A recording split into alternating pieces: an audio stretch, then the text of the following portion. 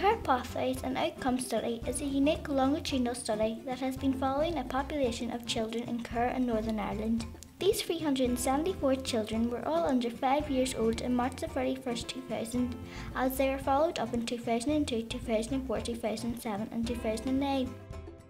These children were followed to see what kind of placement they ended up living in and how they got on with their families and carers. The children ended up in different types of placements depending on the variety of factors. For instance, for those children who were adopted, age was a critical factor, as children were more likely to be adopted if they were under 1 year old when they came into care. It was also found that the part of Northern Ireland where the child was living influenced the type of placement they ended up in. So, in the Northern and Southern Trust areas, very high percentages of children were adopted, whereas in the Western Trust, more children were fostered. The research didn't just involve the children's parents and carers, which is common practice with research in this area, but also included the children too. When the children were aged 9 to 14, we interviewed some of them and their parents or carers. Sometimes parents and carers may think one thing, but the children themselves may have different perspectives. That's why we felt it was important to get their perspectives of the children themselves. It's their own lives we are following, so it is important that we were able to get their own views. Different methods of data collection were used when interviewing the children and their parents and carers.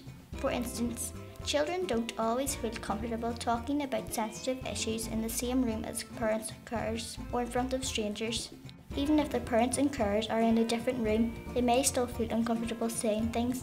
Consequently, we developed an activity based on postboxes for yes/no statements. This helped the children feel more at ease, as they did not have to say anything out loud. They simply had to put statements about themselves written on cards and postboxes in a yes box if they felt the statement was true for them, and a no box if they felt it was not true for them. Similarly, it can sometimes be difficult to talk about how you feel about your parents or carers and your friends. So, in order to make this less difficult for children, a large poster was developed with a series of circles for different statements about how they felt in relation to their parents and their friends. Depending on their answer, they put a different coloured sticker on each circle. A very important finding from the research was that most children, regardless of where they were living in, were happy about themselves and had developed a good attachment with their parents or carers. This seemed to be related to them having lived in these families since they were very young. However, it was also worth noting that some of these children and their families still needed support. Many of the children had health and behavioural problems as well as poor educational outcomes across the different types of placement. We think it is important that social services develop ways that can ensure these families, irrespective of placement type, can receive the support that they need. Another successful tool developed by the research team to assist with the interviews with children was an activity book called the Me Book.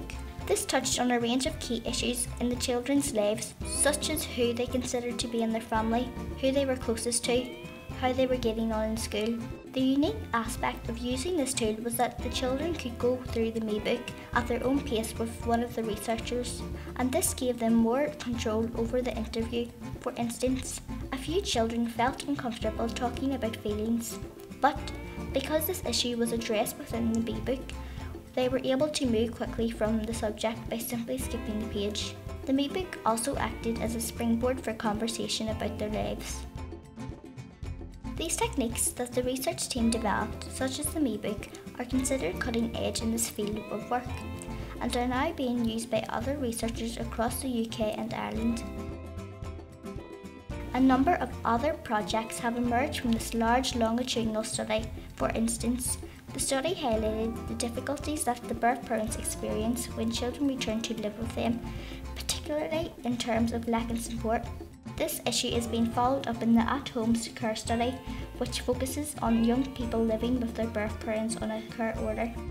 A challenge for social services is that quite often these birth parents are reluctant to ask for help or support, for fear that the child might be taken into care again.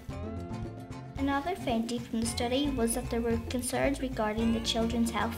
Consequently, a current research project is looking in detail at the physical and mental health of children in foster and residential care. Finally, the study also flagged up the extent of regional variation in placements for these children across Northern Ireland, and another study is exploring the reasons for this. The research team hope to continue this research and follow these children through to adulthood.